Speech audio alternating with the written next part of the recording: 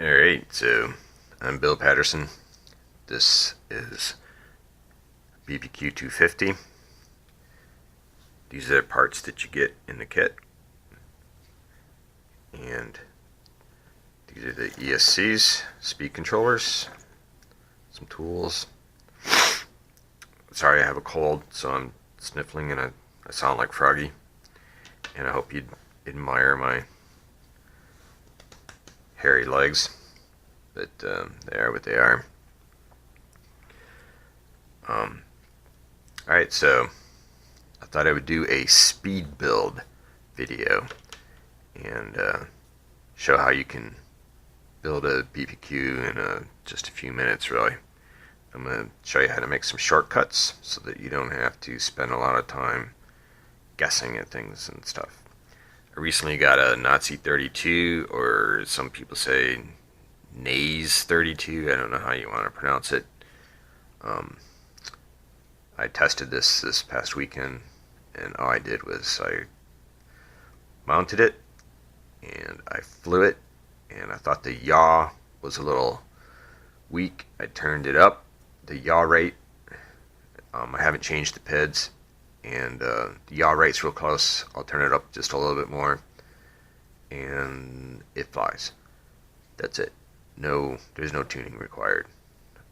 It was so good that on the first flight in the field, I'm coming from flying acro with a X, and just taking it out, giving it some gas.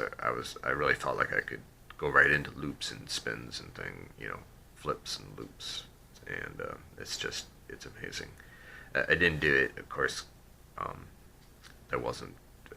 I go out to fly with a goal, things that I want to accomplish.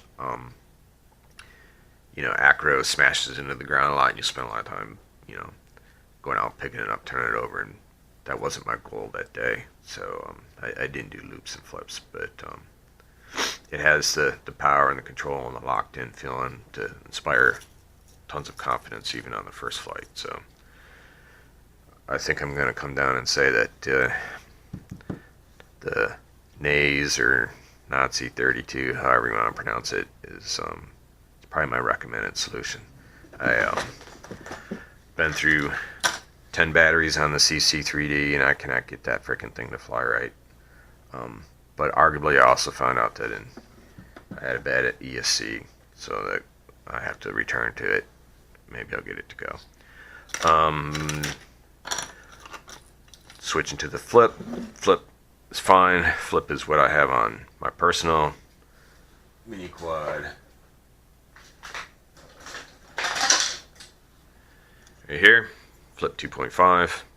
This is my quad. It's what I fly, and I like it a lot. I finally put 2.3 multi-weed 2.3 on it, and it's a whole world of difference. I really like it a lot, but I think I'm probably going to end up going with the Naze 32 because while the flip is good, you just can't beat that 32-bit processor. It's hard to describe the effect that the processor has on the flight controller until you fly, and then you'll have this. It's just a different feeling. All right, so to the point of this video, we are going to build a mini H quad, and I'm going to do it as efficiently as I can. So I'll shut up and get to it. The best way to mount your motors and stuff is to figure out on your ESCs what configuration gives it a clockwise and a counterclockwise rotation. Because they're all four of everything is the same, you can do this so you don't have to solder and resolder, and you can end up building a really clean build if you just do a little investigation to start with. If you look at these motors here, the wires come out like 1, 2, 3, and this should be the same on all of them. We'll find out, I guess. Not if there's 3 wires, but they should all go to the same run of wires. There's a winding is the word I'm searching for. Alright.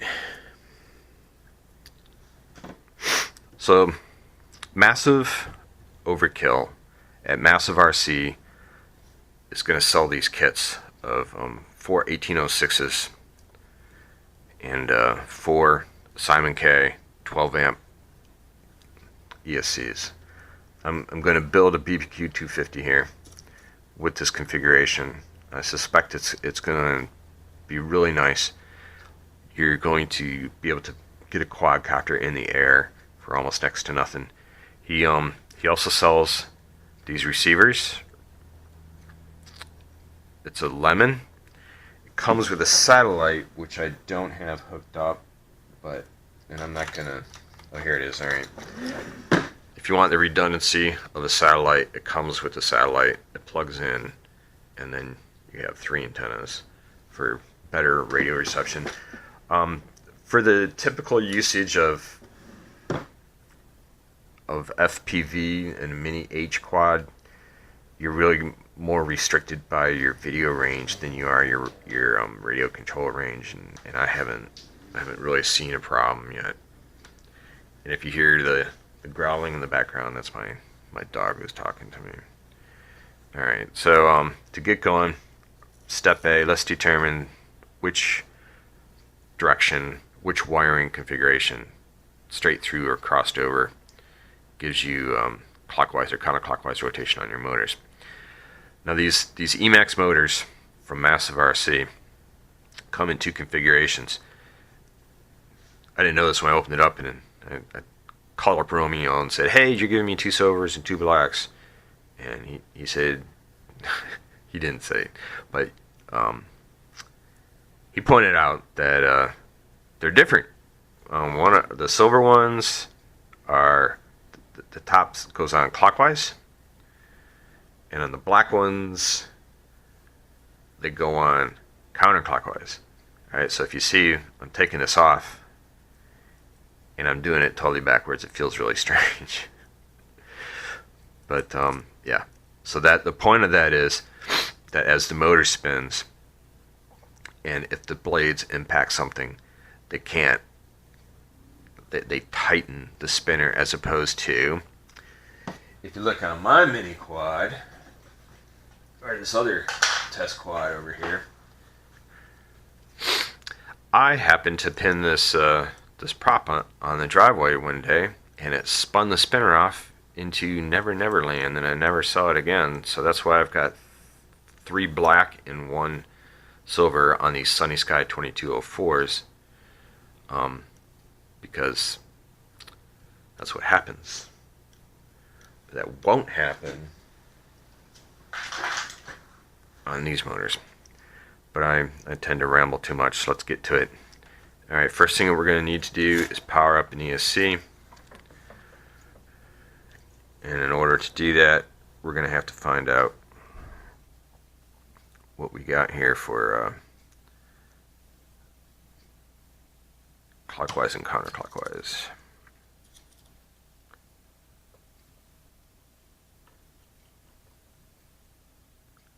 Just put some solder on here.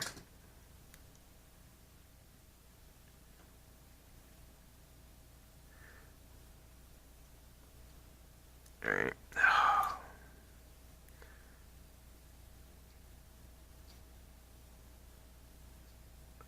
If I go too fast, I'll never get it done.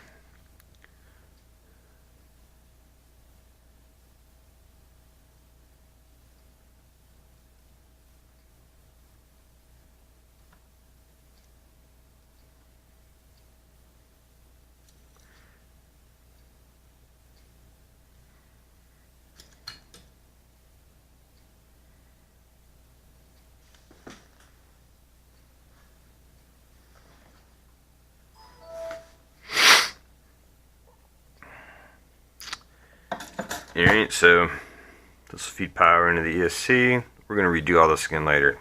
So all we have to do is just protect it, just so that our battery's not going to get shorted out. Let's pick up The silver cap motors feel normal to me. And well, if you look at the ESCs, the wires come out much like the same in the way that the motors does. It's flat. So we'll go 1, 2, 3 from the top, 1, 2, 3 that way. We'll solder these up. It should only take a second. We'll go straight 1 to 1. We'll see if that gives us our counterclockwise rotation or our clockwise rotation.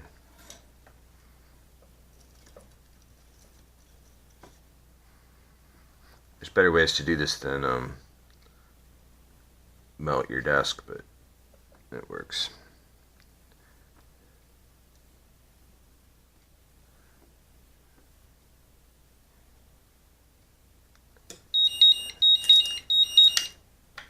Battery's charged. Multitasking.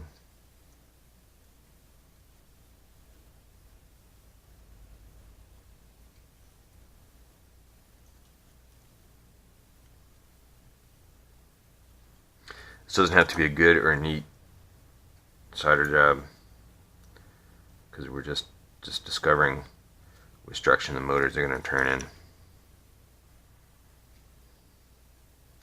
Then we'll take this all apart and we'll do it nicely.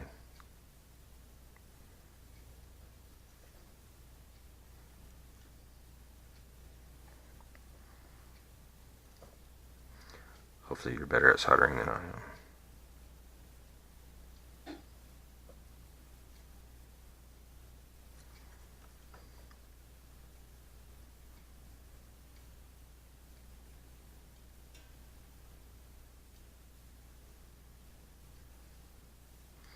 Alright, like I say, we'll redo all this later.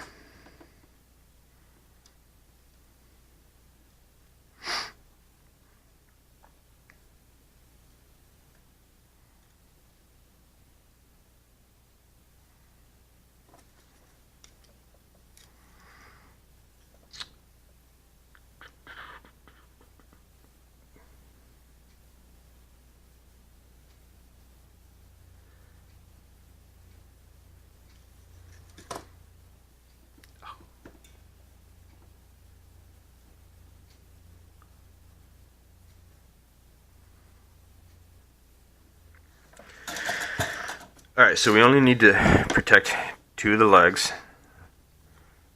because if the third one is there, doesn't everything short out too, then it's not going to short out. Alright, one of these gizmos here is essential. If you don't have one, get one. It's called a servo tester. This one here says servo consistency, whatever, right? It's a servo tester. So it tells you how to plug it in. I always plug it in on the output, but I don't know if there's any difference between the input and the output. It's all the same.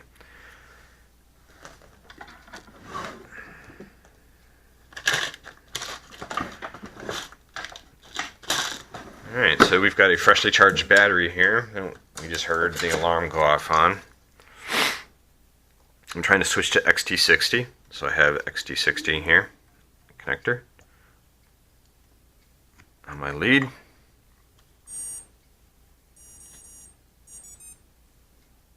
Well, that's pretty fancy. And it works. Maybe I should hang on to it so I can figure out what's going on. Might be better to mount these on the arms first, but we're already too far into it. Alright.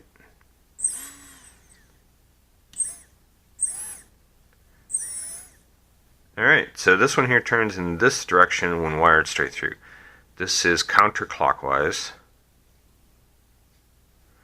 which is good. Okay, so the silver ones with the silver caps are going to wire up to the ESCs 1, 2, 3, 1, 2, 3.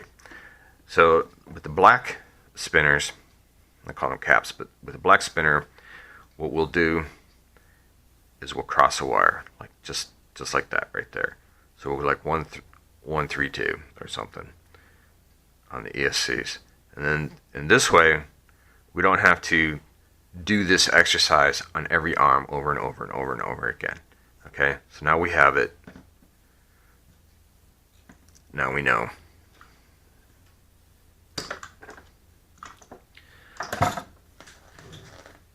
And what I do here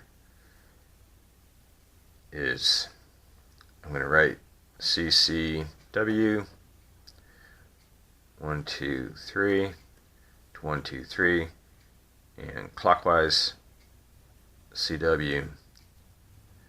I'm going to make it 1, 3, 2 to show these are my notes that are available. I can draw a picture.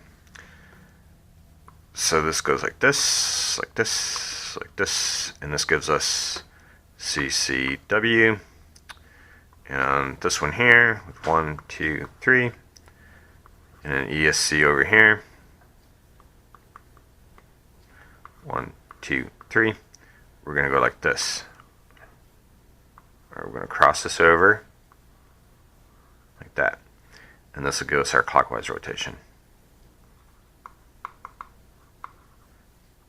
Okay?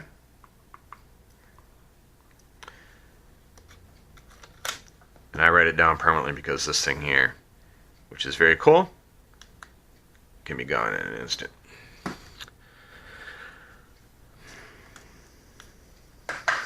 Okay, so let's undo this. Pull this off, pull that one off, pull this one off. We don't need this anymore. I'll stab my finger. Oh. Success to a good build usually is having a really clean work area. My work area is kind of small, so it's not as clean as I would like. Drawers help a lot. Alright. This is my first experience with Simon K. These come, like I said, from Massive RC. We'll see how they work. Alright, so I've got my heat shrink all. I had these laying around, so we'll go red, whatever.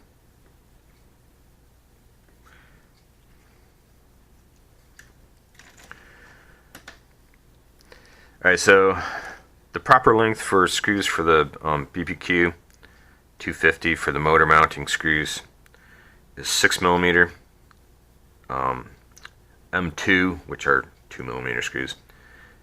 I didn't have any, so I have some on order. I'll get them in a day or so. But I ran to the local hobby town, and they had these, and I measured them out, and I needed to shorten them. They're 10mm screws, so I got 4mm of washers on here, I guess. So that's what this story is. Ideally, you'll run out and be able to quickly find 6mm M2 screws to mount your motors. The motors come with these screws here, which are woefully short. They don't go through the arm. I don't know what the hell they would expect you to mount them to. Paper, I guess. I don't know. So, into the junk pile those screws go.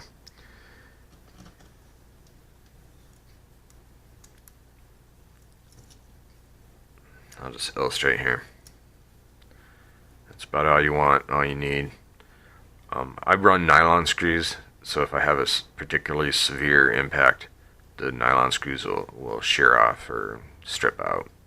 But for the purpose of this video, I only have these, I don't know what they are, steel, aluminum, whatever they are. Alright, so the next step would be actually mounting the motors, which I stuck a screw in here. Alright, on the BBQ, the arms are made so that the motors only go one way. So this is the first step that you really want to do.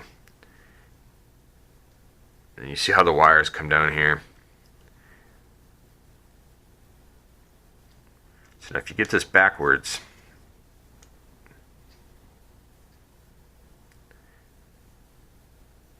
actually on these motors it doesn't matter, because but on sunny skies and Cobras you want to do this first.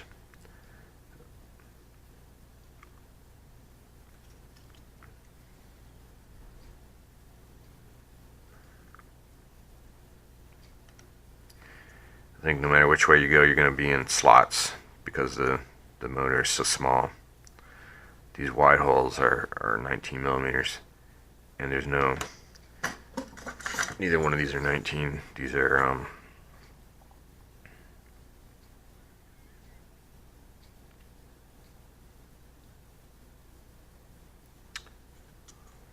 I can't tell.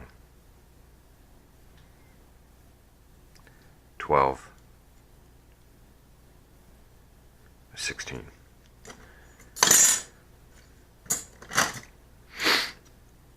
These slots should be 12 and 16, and these holes are 19. So no matter which way you go, you're going into the slots. So I'll pick the wide holes to give us the greatest strength, and we'll go that way.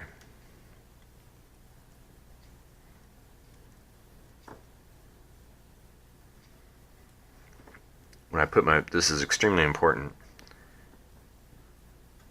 I've already done a little prep work on here with the washers and stuff to get my screws down far enough. But you have to make sure that these screws don't hit the windings inside the motor, and that will require, flashlight and measuring and testing and everything. What I've come up with is on this arm is 6 millimeters if you check it. Okay.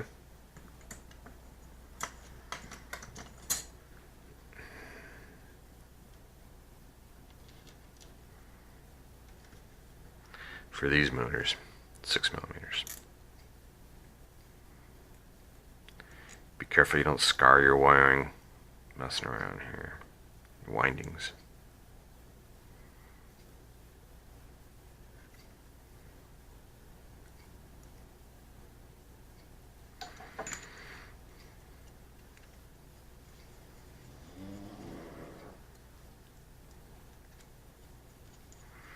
When my 6 millimeter screws come in, I will swap these out. Save some weight. There's probably gonna get an extra gram of savings on each one. Right now, you could shorten your wires and mount your ESCs directly on here. You'd probably save some weight, but then of course you've got your heavier power delivery wires that are going to go all the way back to your power spider bit. Alright, it's up to you. Alright, be careful with flash, you can cut your fingers. It hasn't cut me, but it's possible. So I take an X-Acto knife like this and I just clean this crap off of here. It's part of the manufacturing process. Nothing's perfect. You could use sandpaper if you wanted, but just get this flash off. This is a do-it-yourself kit. This is not a ready to fly. Alright, so you'll be expected to do a little bit of work. Okay.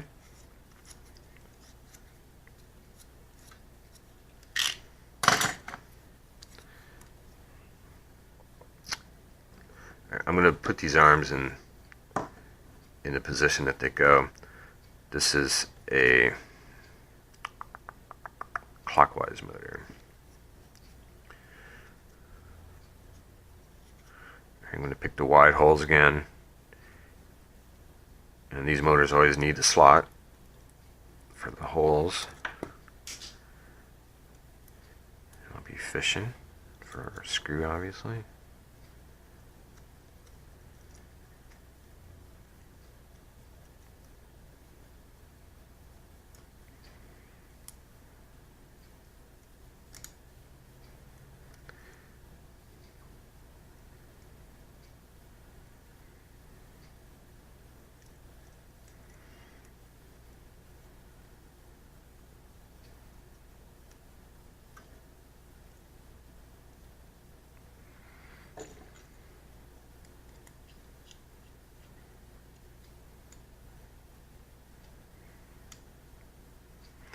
just want to reiterate. I'm sitting here thinking about this again. I just want to reiterate, in case it wasn't clear, that your screws should not penetrate more than 6 millimeters.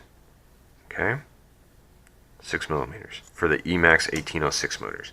The 1804s, I don't know. I don't have them, so I can't measure that for you. You'll have to investigate. All right, 2 arms down. On the BBQ, you may or may not get the covering on your Lexan. I don't know why. Sometimes they have it, sometimes they don't.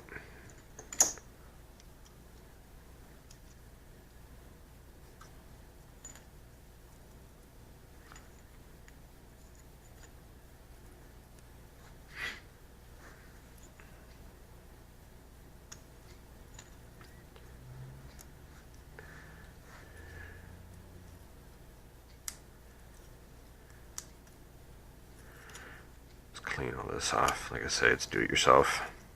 It is a model. Models traditionally are things that you build.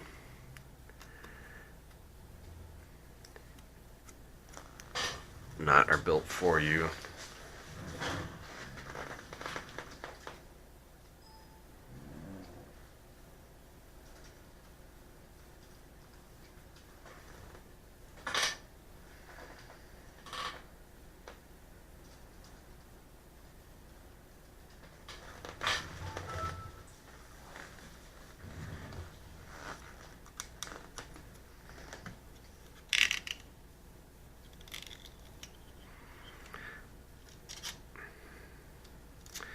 Well, this isn't strictly essential. All the stuff will fall off eventually, but it's nice just to get it out of the way. Gotta be careful about, sometimes there's a chip on the edge that can be kind of sharp. You want to get that.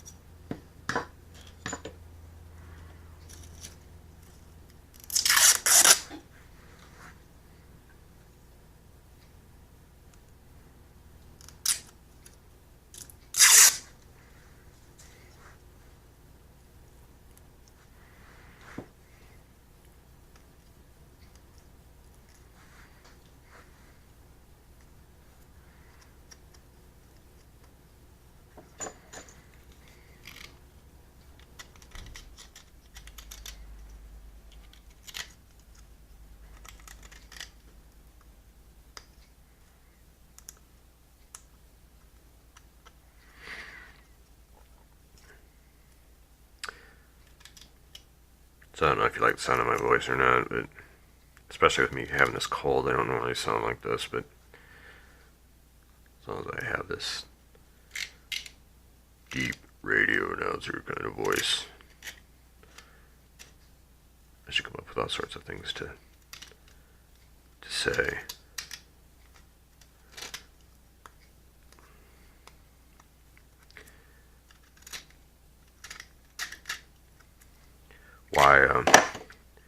Why Lexan for a quad? I'll put this in a couple of my other videos, but that was a true blue sworn carbon fiber only quad frame kind of a guy.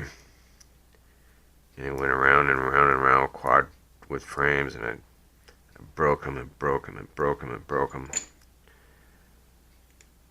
And I spent a lot of money on carbon fiber frames that just don't survive. They crack. And I wanted to make my own design, my own frame. And I got a quote from a machine shop, and they wanted $5,000 for my first 10 copies. And I was like, what the hell? This is unbelievable.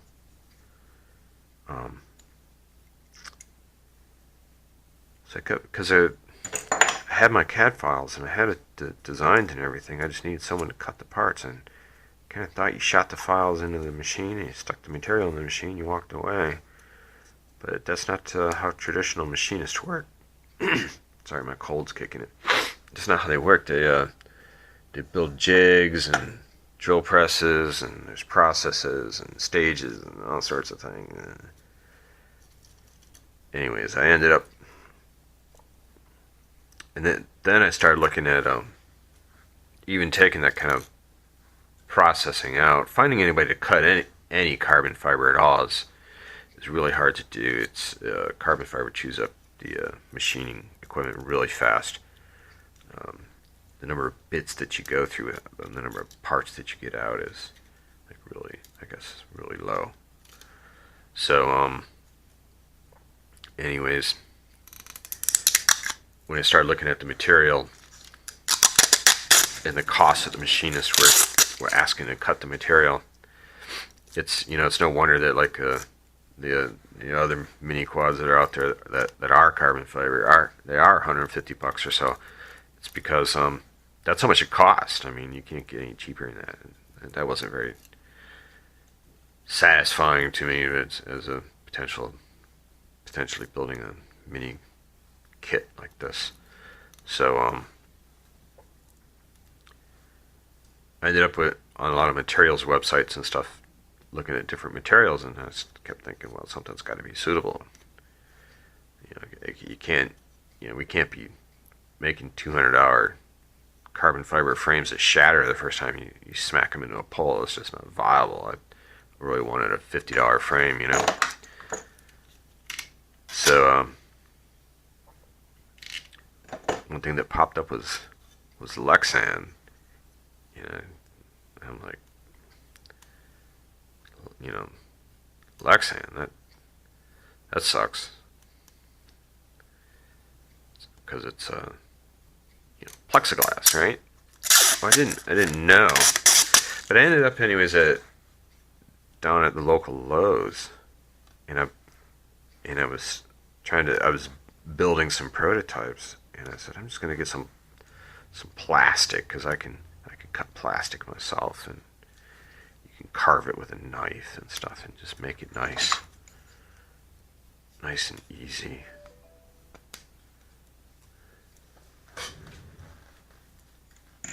I'm gonna have to pause.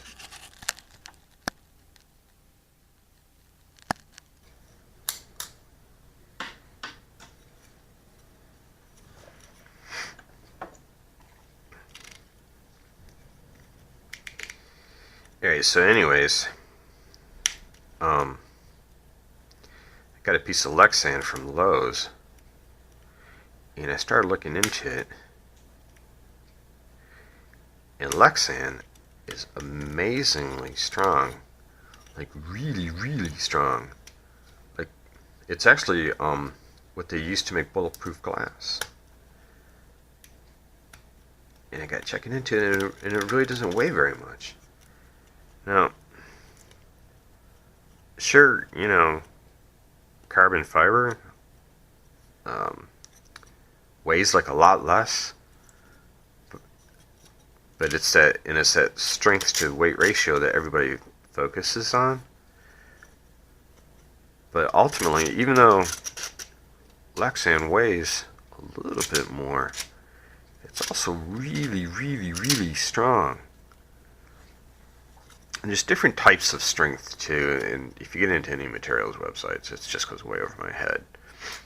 But at the end of the day, the deal is that carbon fiber cracks and shatters. Trust me on this. It's not hard. Right? Anyone who's broken off an arm tube on their quad knows that you land wrong, snap, it's gone. And I spent a lot of time and money chasing down carbon tubes on my old plate and tube design. And I wanted something different because if I'm going to learn FPV mini quad, it's going to be hitting trees and God knows what else, rocks and everything.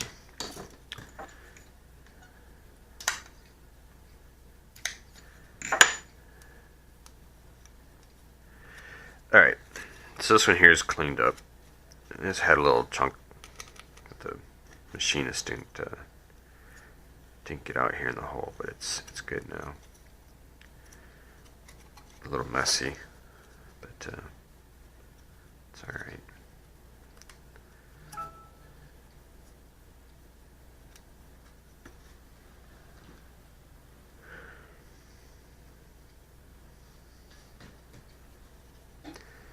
It was Amazon telling me that them 6mm screws are on the way.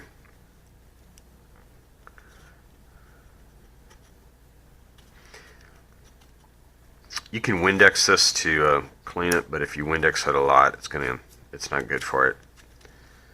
Alright, so here we go. A fingerprint covered base. All these little things will wear out eventually. Not wear out, but I mean, these holes will clean up as you use them and everything. Alright, so we need arms on the base. And probably the quick way to do this would be, we'll start with these here.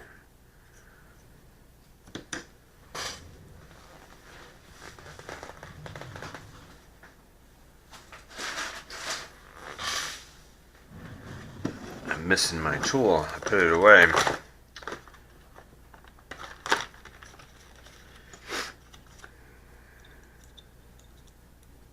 There it is.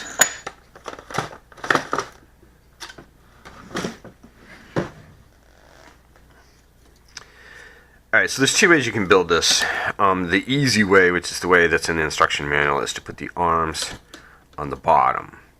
If you can see that, put the bolt in like that. And the reason I say that this is the easy way, and this is the way that we'll build this because I've already committed to it, that all your stand-ups all are the same exact height. Now the way that Navahawk did it, and a stronger way to do it, which isn't really necessary, would be to build or to put the base on the bottom, put the arm on top. And the reason I say this might be a bit stronger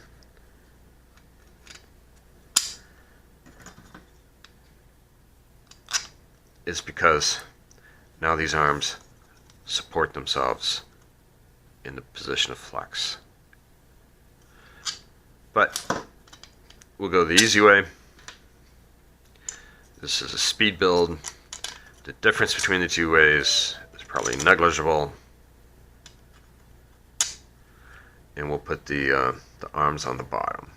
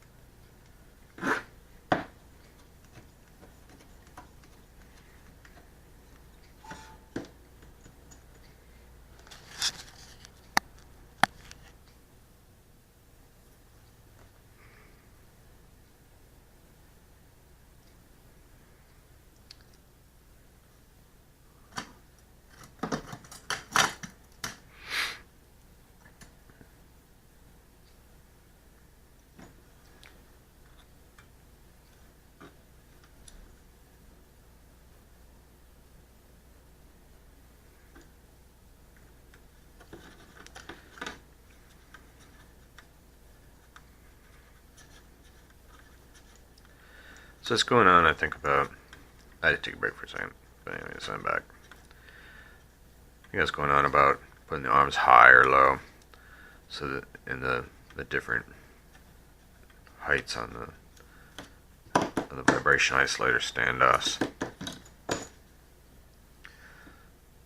By putting them on the bottom, all the standoffs are the same height. If you want to put them on the top, you can see that you'll need to trim off some height on your standoffs. Or I should actually say, you want these to be 25 millimeters, and the reason that you want it to be 25 millimeters is because if you run in a 12 millimeter screw, on the other end, when you put in your standoff, you want to have enough room. You don't want these things hitting each other, right? So you can't make them any shorter than this. 25 millimeters is the bottom. So you would need to make the 4 that go here longer to compensate for this being lifted up by the arm if you make it the other way. But I'm needlessly making this video complex, so let's just ignore all that. And I built this one wrong. They go like this.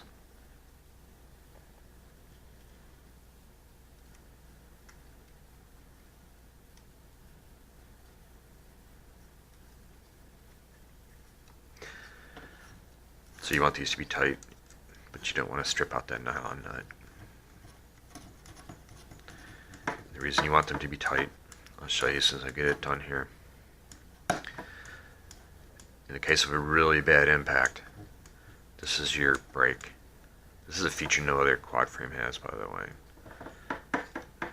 This is designed from the get-go with the acknowledgement that instead of building like a perfectly pristine model that will only be perfect and pristine from the beginning, this is designed from the beginning knowing that you're going to hit things, and you will hit things. You always hit things. That's part of the game.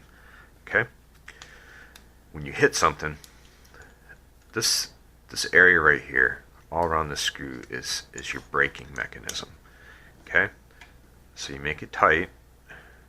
Don't strip it, but make it tight. When you hit something, this will absorb the energy of the impact. It's going to shear off this screw. That's okay, because they're cheap. But at the end of the day, when you've smacked and your arm has sheared this off and it's bent back like this, you're going to find that your electronics and stuff are going to last a lot longer. This is going to take the impact. Okay, now on a frame that isn't designed to impact, and you will crash. Nobody doesn't. Even the best flyer, on occasion, gets hit by a breeze and gets knocked into a tree or something. I mean, it happens. And something's got to give. And it could, it can be your cameras or your electronics or whatever. This frame here is designed to take care of you. It's going to last and last and last.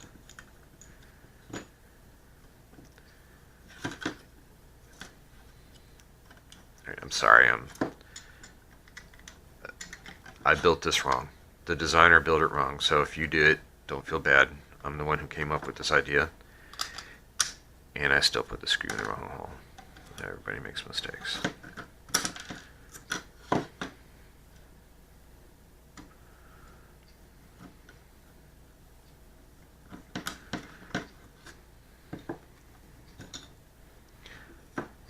So once I found out how cheap Lexan was, and how incredibly freaking strong this is, it is literally bulletproof. Plexiglass this thick probably stopped a 22 round, I would guess. There's videos on YouTube of people shooting Lexan. It doesn't take too much to start stopping bullets of it. It's very, very, very, very impact resistant. Very good stuff. It doesn't weigh much. It's very strong. I use pliers just because my hands are getting old and I can't grab these nuts tight enough, but you might be able to. if you're young and strong.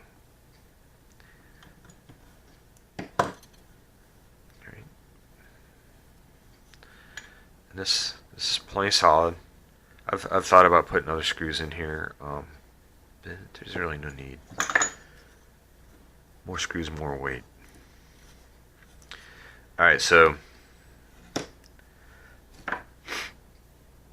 this is our counterclockwise motor with the silver top, silver spinner, and this is the clockwise motor with the black. So we're right on track, considering our quad's going to fly forwards.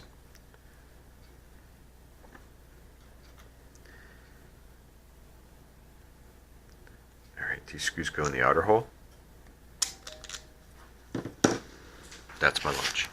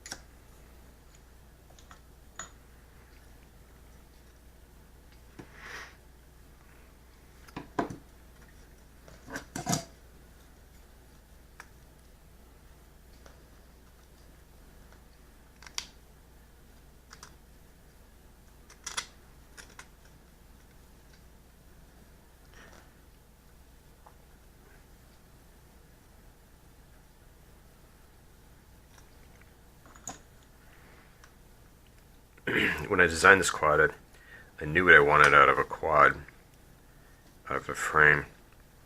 So the primary design of this is what kind of frame did I want.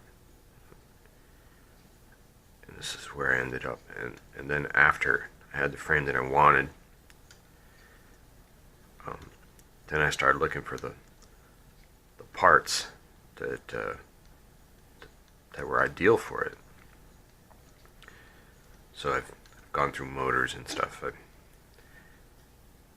traditionally have been flying RC timer motors because they were cheap and they worked well. And they still are cheap and they still work well. As they've done some problem with their shipping out of Hong Kong, and now it takes forever to get anything from them. And price is less alluring if it takes forever. And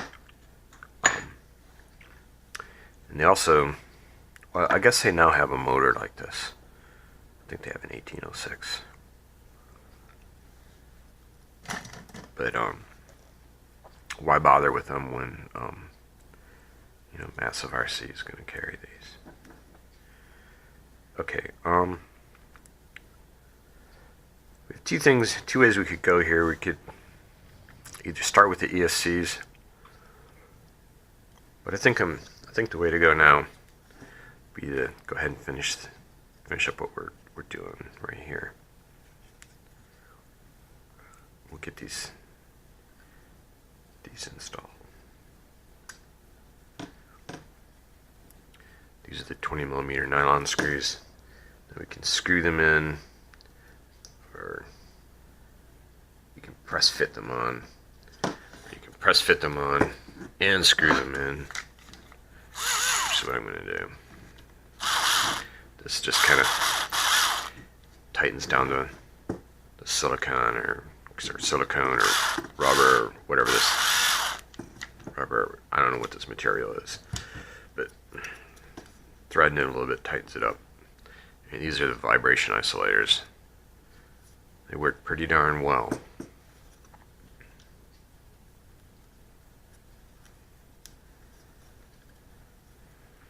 You might have to jink around your arm just a little bit just to get the screw to go through. I cut all these to 25 millimeter. If you don't have a hose cutter, I highly recommend it. This is one from Lowe's. They work great. Real professional. I can understand though if you don't want to buy a tool just for a single quad.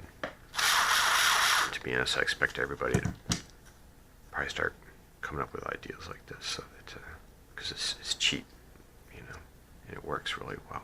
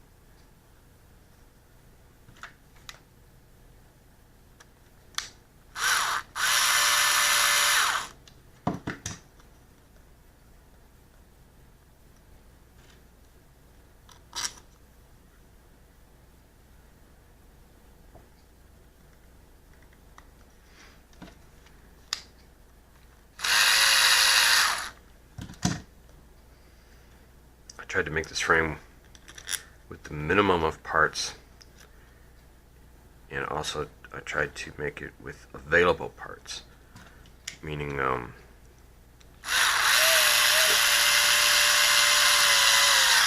if you ever need anything, you can just go to Ace Hardware or Lowe's or whatever and get replacement parts. And I don't know that Lowe's or Ace carries 20 millimeter nylon screws, but it's a standard, easily available part. Certainly Mouser or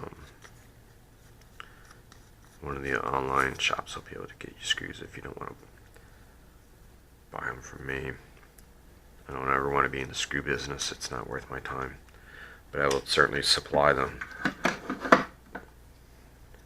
to the BPQ customers for as long as I possibly can. Alright, so we're almost probably getting to the halfway point here. This mounts here, like so.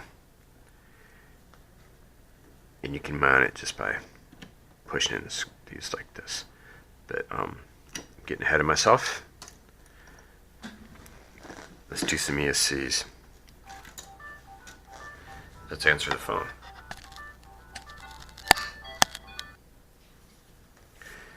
Well, another, let's reduce your home mortgage phone call. Alright, so these are the Emax Simon K ESCs. I'm really excited to give them a try. I've never tried them before, so we'll see how they do.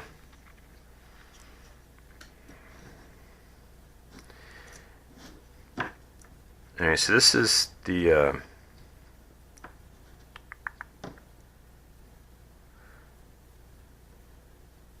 counterclockwise. So our wiring is going to go 1, 2, 3, 1, 2, 3, straight through.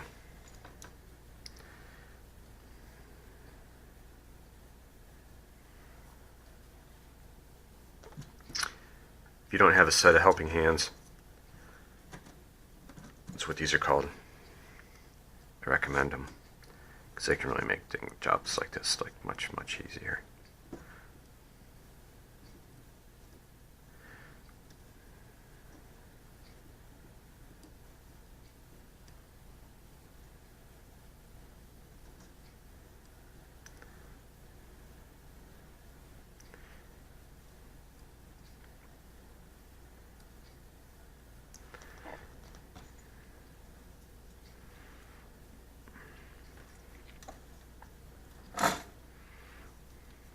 The really easy way to do this is to use helping hands twice, but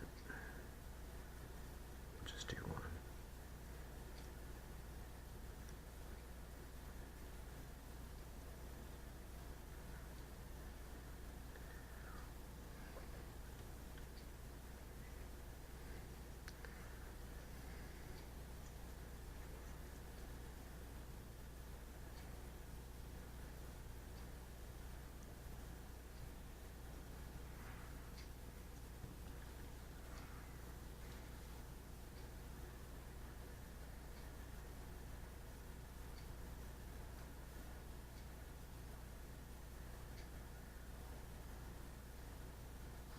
I feel better if there's a little more solder on this wire.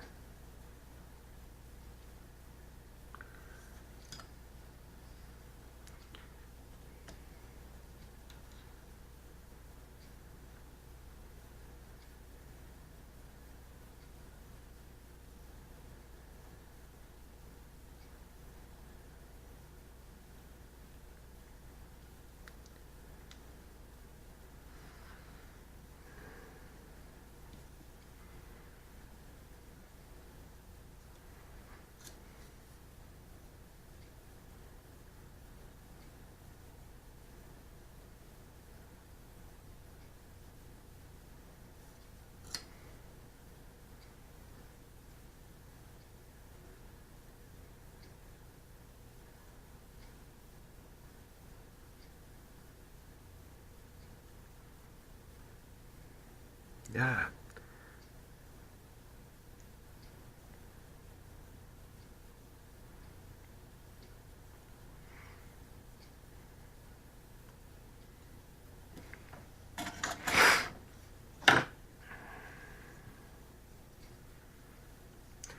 So Lexan polycarbonate is called a thermoplastic, which means it can be molded with heat. And the reason I bring this up is that if you are using your heat gun, don't melt your frame. Presumably, I have not done it, but I presume that it could be possible to shape your quad, your frame. Shaping is probably not in our vocabulary. So,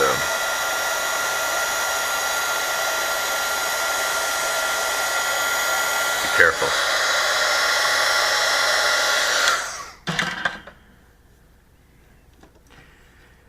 Now you could put these ESCs on the arms if you want. You could shorten these wires. Actually, you could cut all this wire out and you'd save a lot of weight. That is where you come in. If that's what you want to do, by all means, I highly recommend it. Okay? But for today,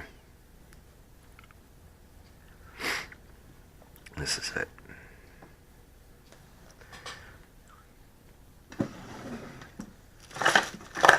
I got these cool glow in the dark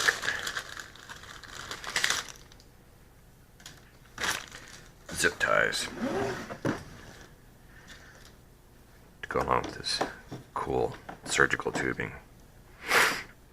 So let us just, I'm sorry for sniffing in the camera. I have a cold, like I said, that's why my voice is like this.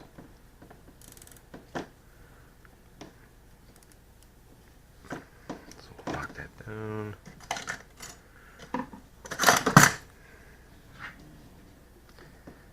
Be careful not to leave a point here that can stab you and cut your fingers or anybody else who picks it up.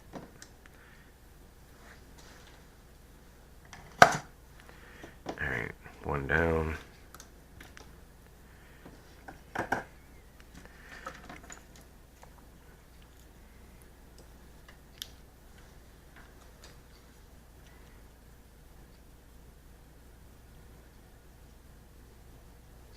I hope I did this right. Because actually, now that I think about it, you can see that the wire's on the top here. I'm going to test this before I go farther and make sure that I'm getting these ESCs correct.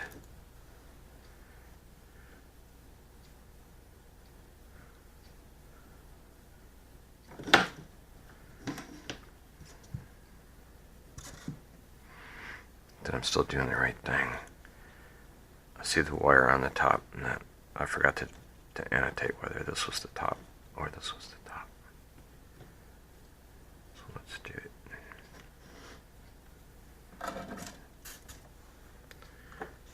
Back to check-in. Check, check, double check.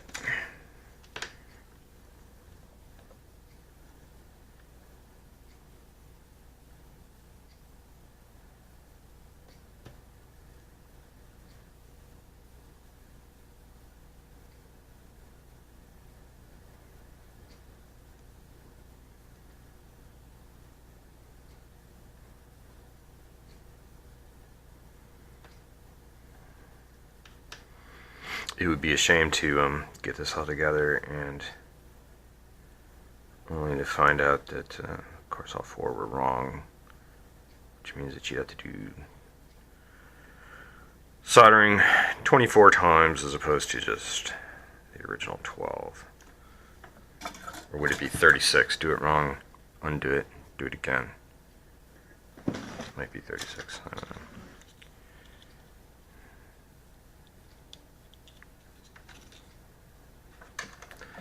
Alright, here we go.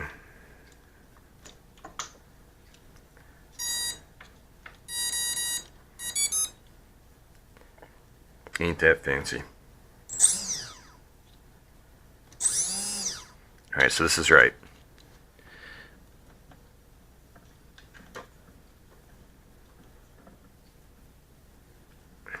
I'm trying to switch to XT60 because I have so much trouble with the T's. Putting them together. Pop, pop, pop, pop, pop, pop, pop, pop, pop, pop, pop, together. I hate it. These things here, XT60s, perfect every time. But getting them apart is more of a pain. So, alright, so wire on top. 1, 2, 3. Presumably, wire on top. 1, 2, 3.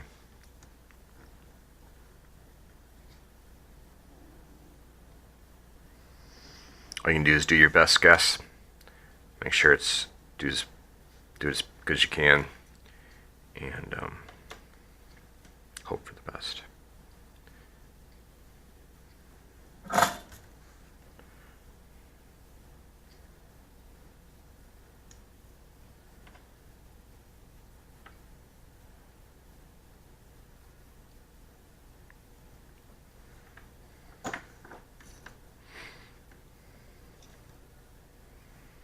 So this one here will cross. You can either consider crossed here or consider crossing on this side, but anyways, wire up, not straight through.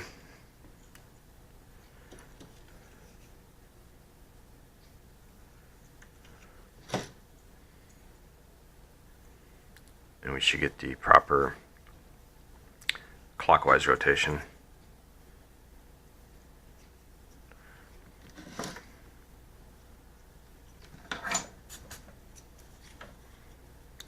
Let's throw some more solder on these motors. Glob it up a little bit if I can. Sometimes you just can't.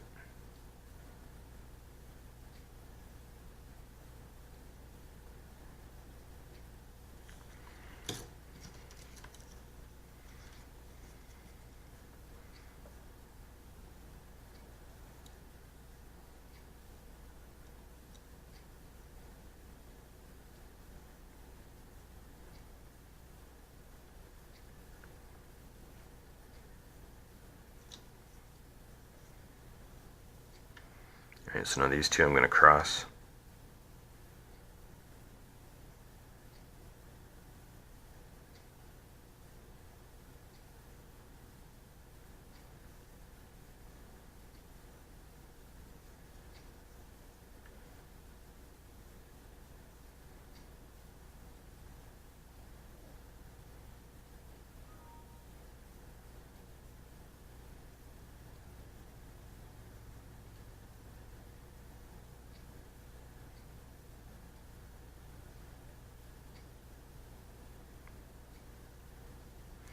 This one's being stubborn. Can't get the solder to flow. Which probably means I need a little more solder on here. I know a lot of people use flux. This is rosin core solder, and it has rosin in it, which is supposed to make it flow.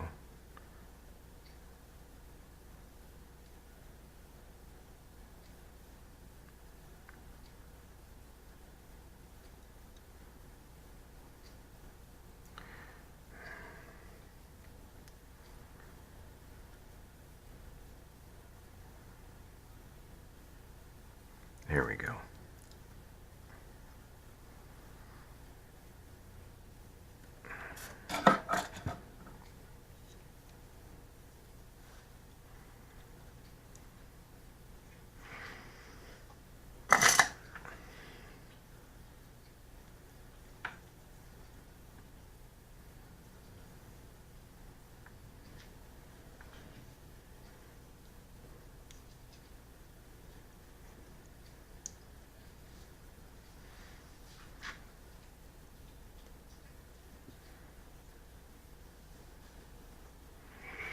Alright, lasts a long time. So I'm gonna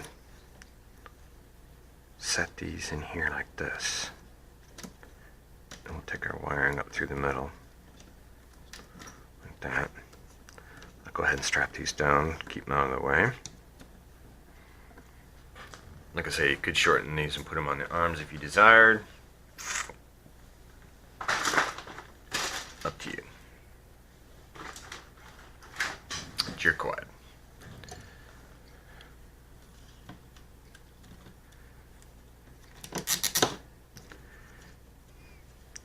The nice thing about this frame is that it has a lot of room. Especially, that's another benefit of putting the arms on the bottom. It still has plenty of strength. Alright.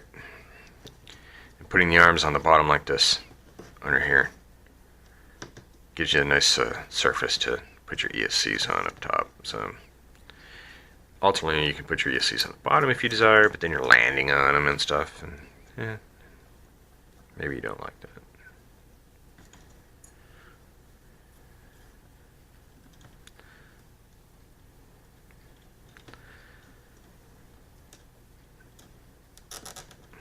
So over and over again, I have found parts for quads in the strangest place, and that is searching the PC modding community, where they have all sorts of cool things for vibration and fan and hard drive standoffs and things like that.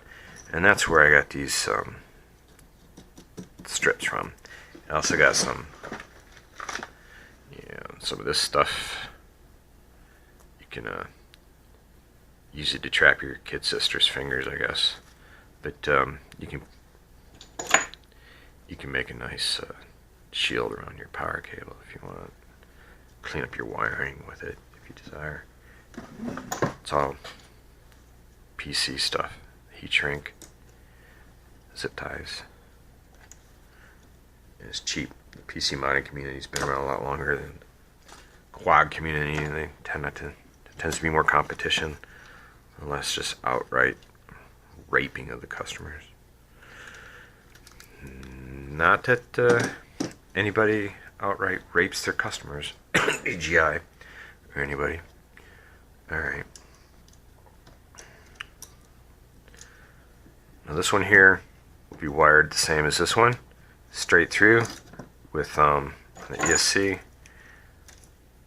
wire on the top, on the right. You'll have to, on your ESCs, if you don't have this kit, you'll have to be consistent, figure out how you're going to be consistent. But this is how I am. That's how it worked out for me.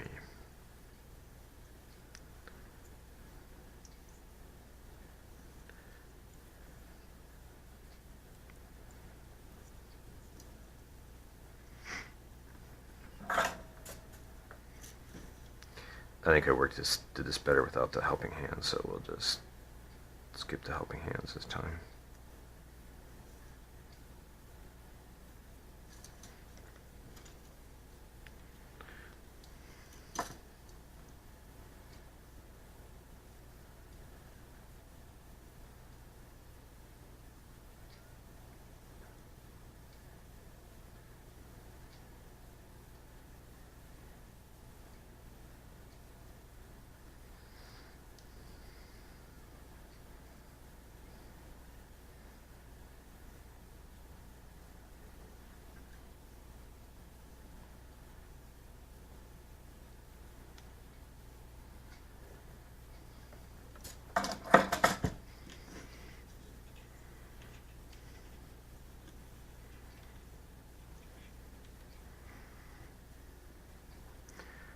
See, it was slower getting going on the first one and rechecking it, but now we're just flying right along here.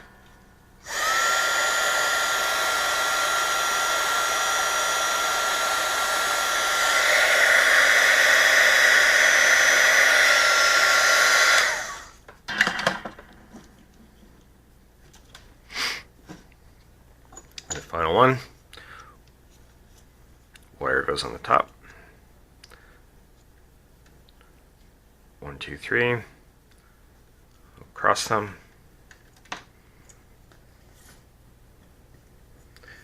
I ran out of these nifty little heat shrinks, so I have another red one.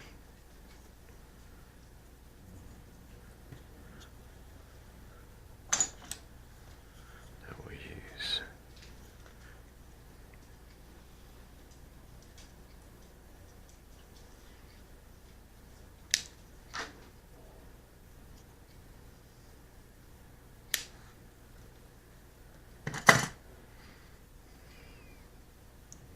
It'll shrink up just fine.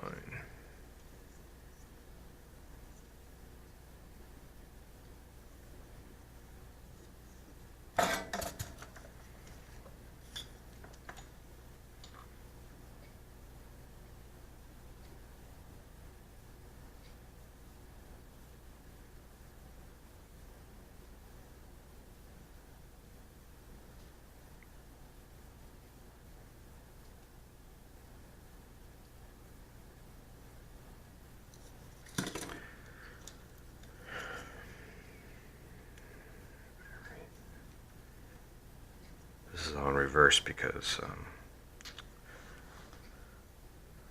it is.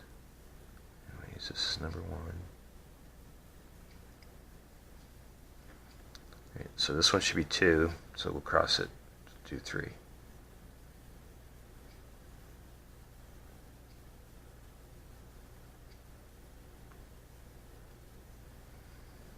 It's not the best soldering job in the world. Do better soldering than I do, that's all I gotta say.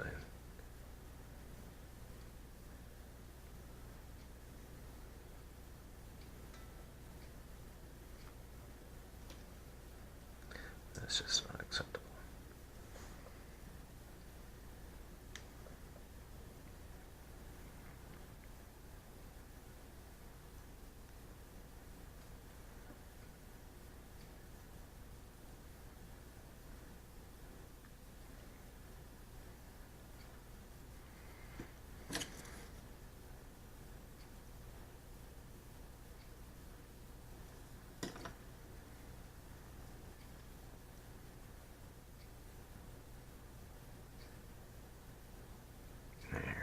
That's better.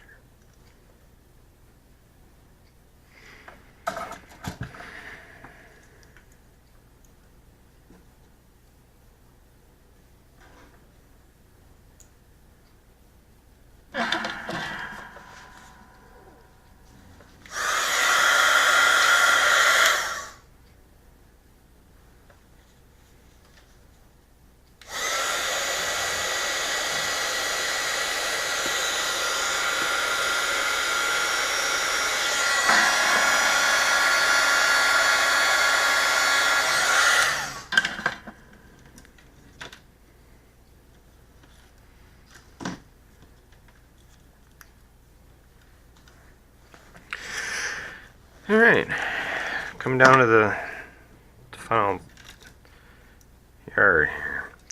Now, these are way too long. Alright, so on a good day, which is not today, I would trim these. And there's a tool that you can get like this from, I think it's Hanson. They're cheap, $10. And you can get Hanson Hobbies Pocket Servo Connector Kit. And you get all the ends, and you can order these pins. They'll send you just the pins. And cat's meow. I will obviously have to shorten these. Cut them off, put new pins on, stick them back into the plastic. Saves weight, looks good, lasts a long time. Can't be beat. Not going to do it today. Not for this exercise. Alright, let's just pretty this up.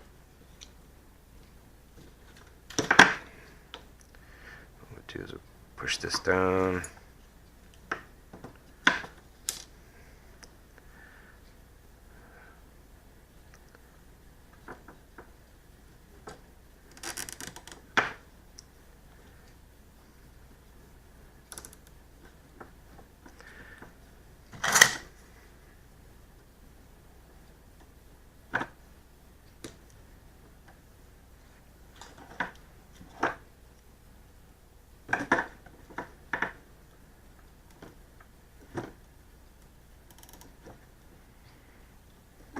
Make it pretty.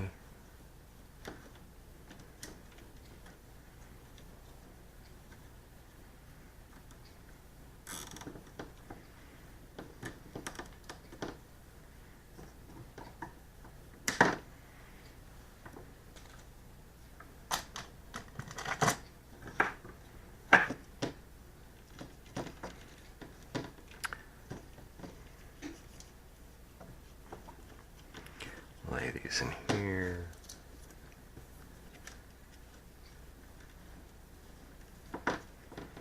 Like so.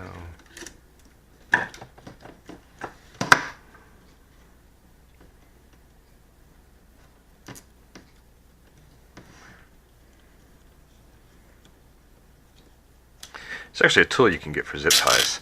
You put the end in the zip tie, and it's like a pistol grip, kind of a gun kind of a thing.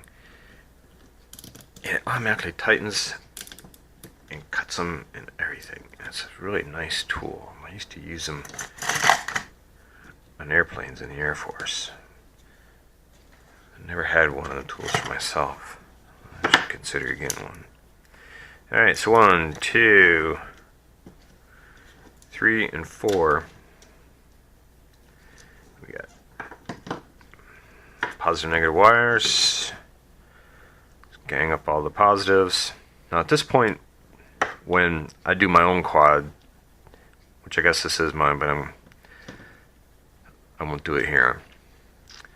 I always tap off 12 volts right here, because you're always going to find something. Hey, I want to add a light. I want to add this. I want to add that.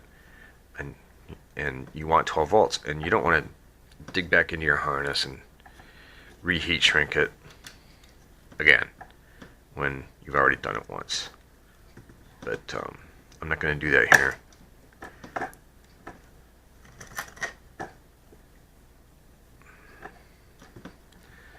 Alright, so twist these up just like this. Get the ends pretty much all together like that. Find a piece of heat shrink. That's probably too big. I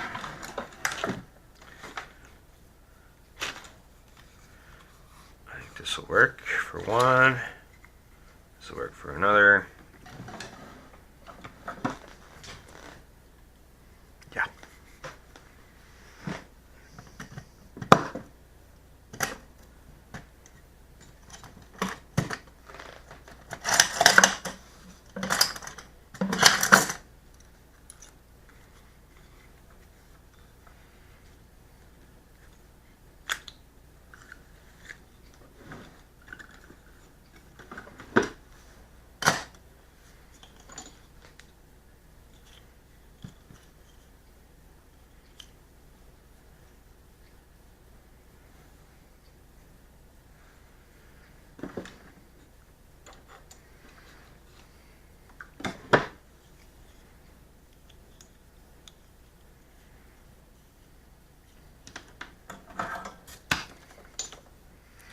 Alright.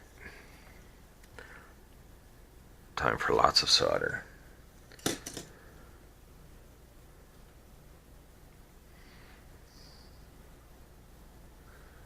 prefer this to look just a little bit nicer.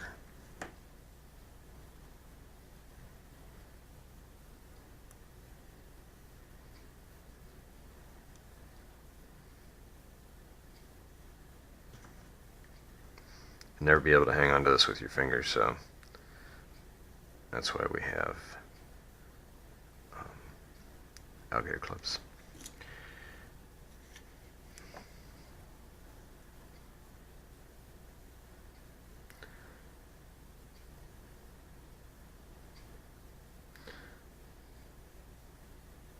So what you want it to do is you want the solder to actually flow into the strands of the wire. So this is never going to be pretty, really. But it's got to make good contact. See, that's not making good contact.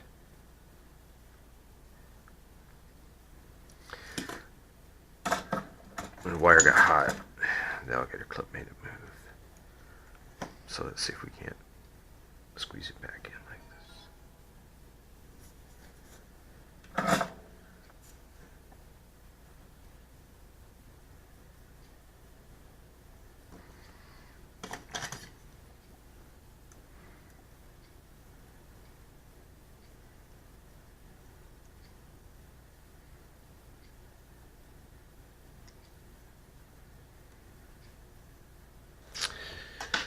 Oops, camera shut off. Alright, so you missed me soldering this wire here, but you saw me do that one. They're the same. I twist them together. Use an alligator clip to hold the wires. Use my helping hands to get the two sides together. Heat shrink it when I'm done. Make sure you do polarity correct on your battery connector. It's important. Wouldn't want it backwards. Alright.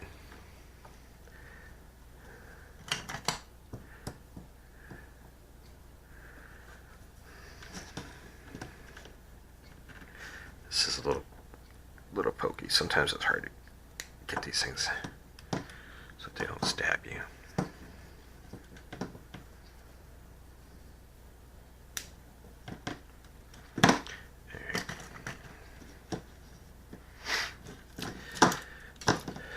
Alright, so the Naze or Naze 32, whatever you call it, numbers their motors differently than anything else I've ever seen. 1, 2, 3, 4. Very strange.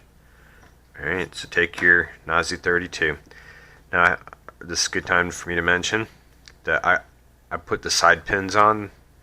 I'm going to have to pull this off and do it over because on this particular flight controller you want the vertical pins as opposed to the side ones. On the CC3D, it works like this, and this is okay. You can do either. On the flip controller,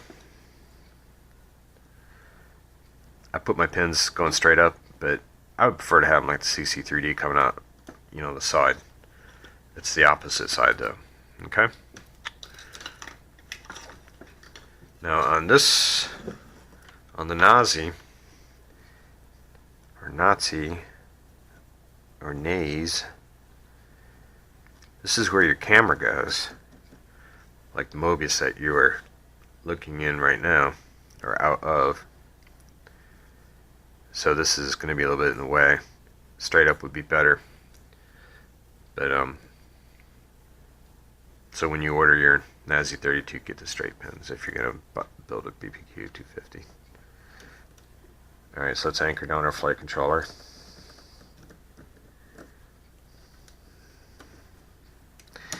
Now if you find that these are that this tears apart too easily, larger battery, you can do that if you decide to run with a large battery.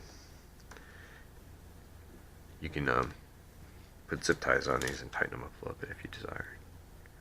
Around there. It's not necessary.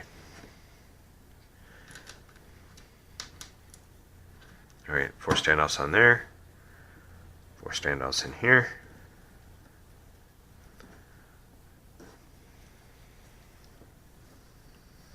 Eight total. I already peeled the covering off the top when the camera was turned off. So we will just move right along here. I scratched it too, unfortunately. Oh, I'm getting ahead of myself. Motor numbering 1, 2, 3, 4. Like I said, this is number 1.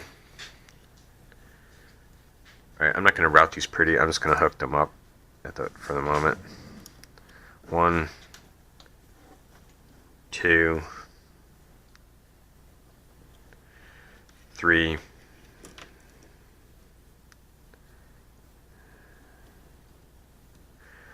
4.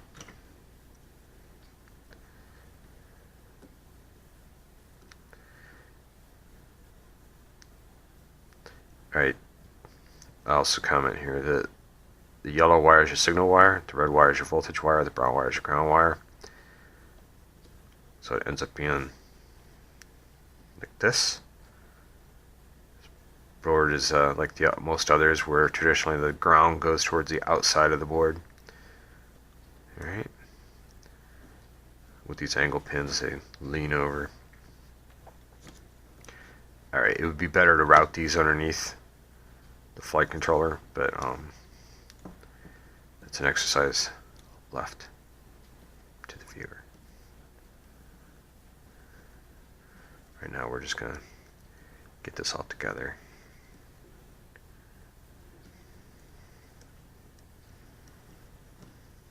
Like this.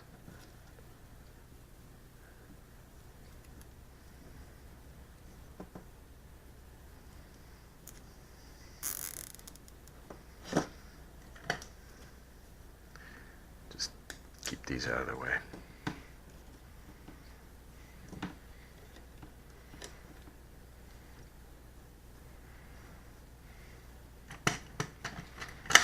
Alright, I can't take it. I will reroute these.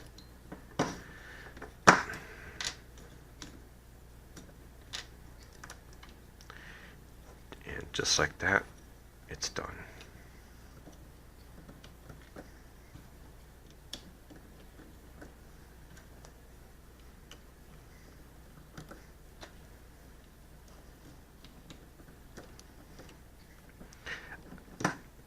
I've already flown this controller on another frame. I just put it into here because I know it'll work. It's good to go. This is a lemon. I think I spoke to that earlier, so I won't reiterate.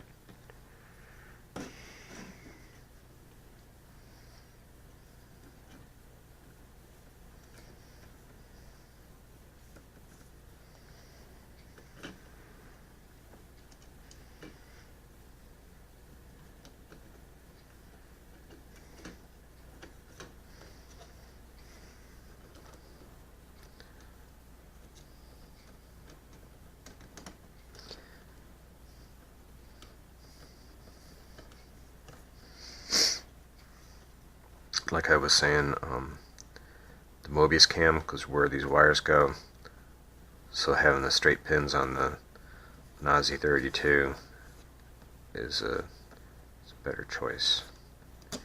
I soldered those pins on, so I'll desolder them myself and get them better. But we're deep into the middle of this video, or end of this video actually, so it's not time to do it now.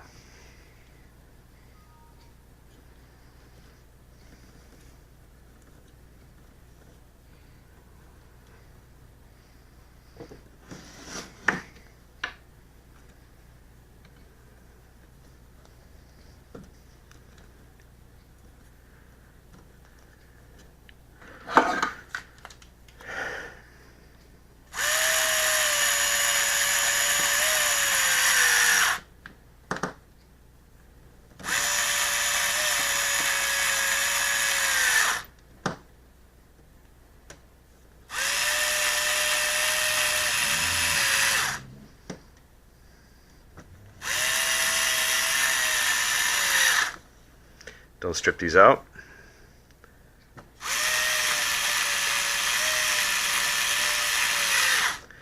Just tighten them down like this until they're tight, and then you're done.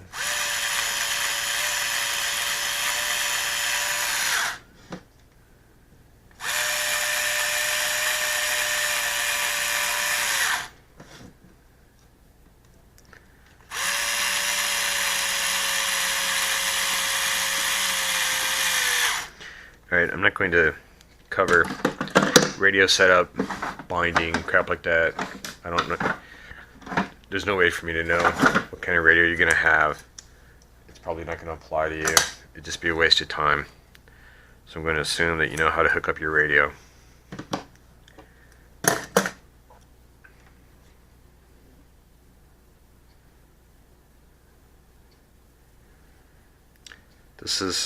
This tape you can get at Lowe's or Amazon. It's called 3M outdoor mounting tape, or it might be called outdoor heavy duty mounting tape, or permanent mounting tape.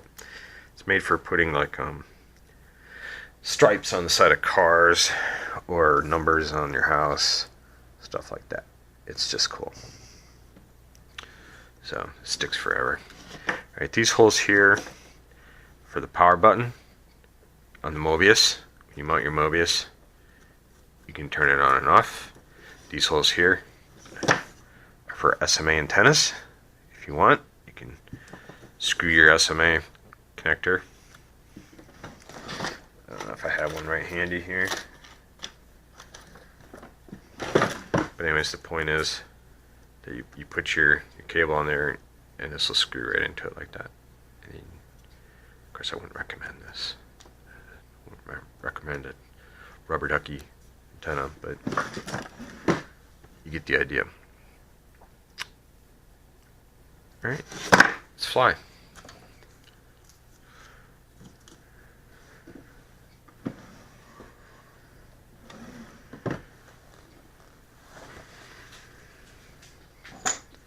Trying to get away from these because I find them too hard to put together, too hard to get apart.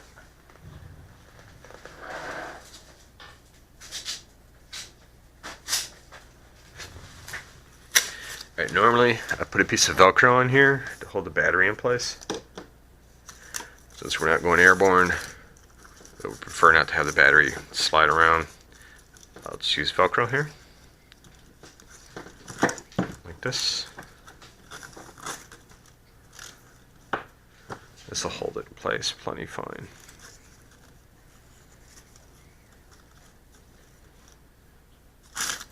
Alright, I'm changing my mind. I can do that. It's my video.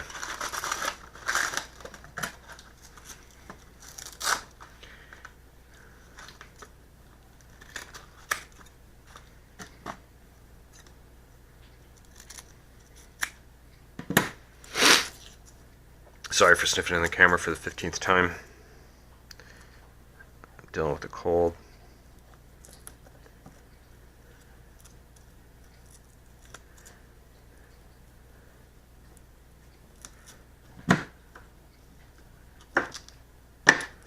Alright. Kind of check your balance here. Make sure that it's right. That's pretty good.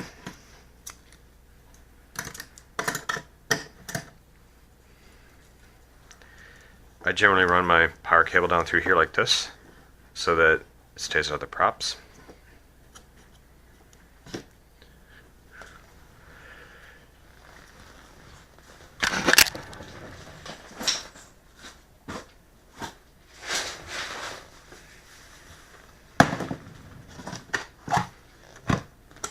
Turn your radio on. Alright, it's on my lemon receiver. I could have gotten this a little bit longer, couldn't I? Alright, we'll go with plan B. I really need to put an XT60 connector right on the battery so I don't get this 4-inch long thing, but well.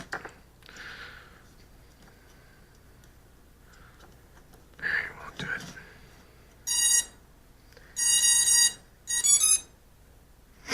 Alright, my first experience with Simon Case. As I understand, I don't know anything about Simon Case, so we'll see. Alright, we have an arm.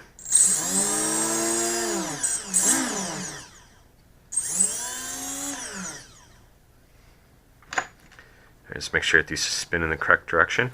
We want to draw things in from the front, and then on the back it's crossed. So, yep, it's going that way. It's going that way. This one here should match that. Yep. And this one here should match that one. Yep. Okay. What we're going to do now is I'm going to use baseflight, and I don't think I can record this. Maybe I can.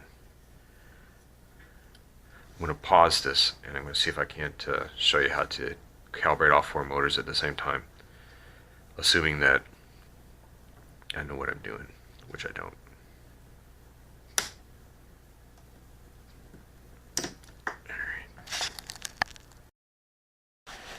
Okay, here we are. This is the baseflight configuration utility for Google Chrome.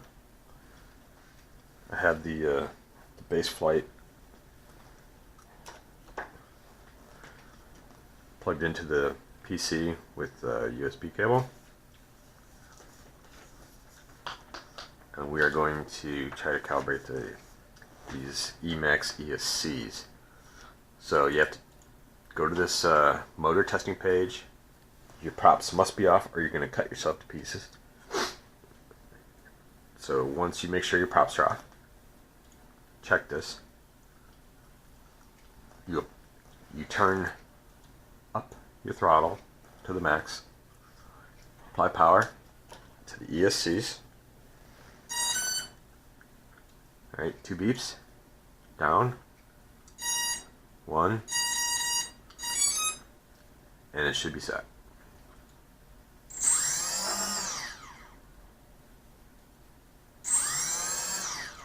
We can check them individually.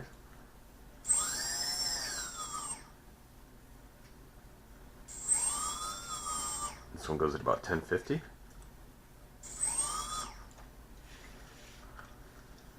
I'll check it.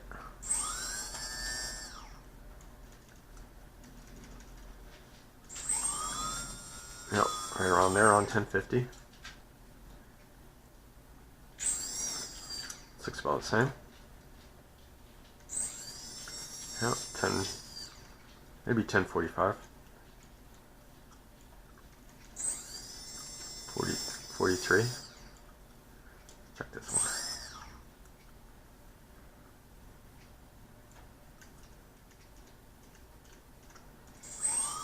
So it's 46.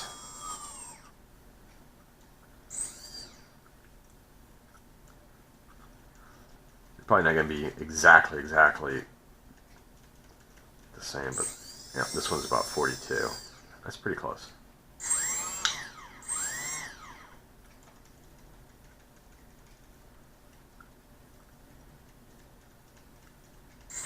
Yep, 45.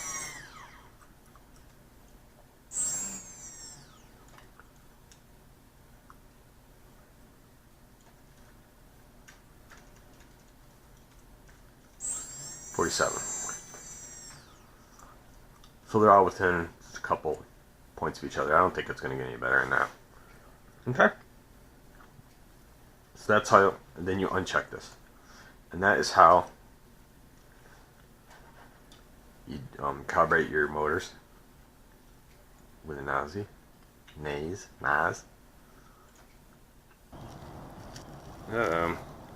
Starting to rain. Well, my camera shut off. The battery died. This is a long recording, so I think it's recharged a little bit. What I was saying was really kind of out of scope a little bit. I was saying if you turn your radio on in baseflight, you can see the channels change and you can set your modes and stuff, but that's not really having to do with what's going on at hand here. Alright. So I put the props on.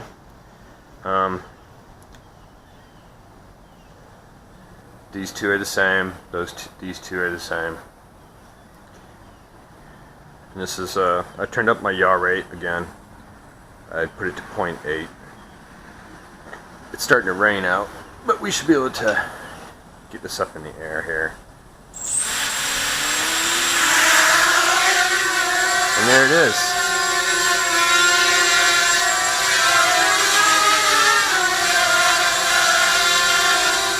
A little off balance, but yeah, I need to move the battery or something. You can see it's kind of windy too, so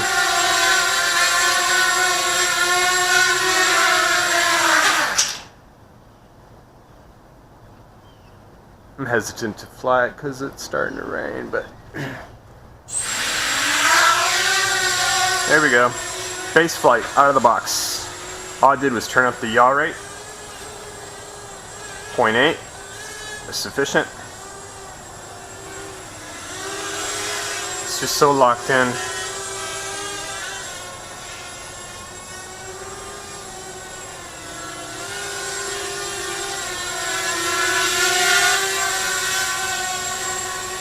It's quad just a little bit to the right, and it's almost certainly a balance thing.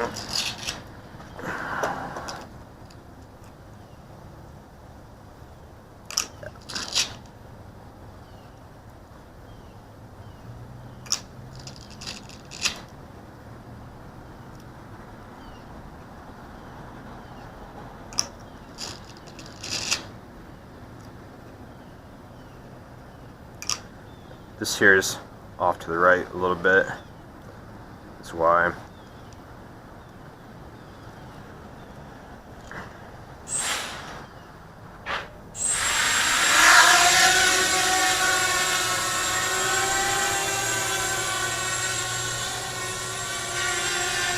I still got it off a little bit, but anyways, as you can see, it's really solid and it's really precise and easy to control. This quad's been flying for what, 30 seconds, and I'm already able to just calmly take it between trees and stuff here.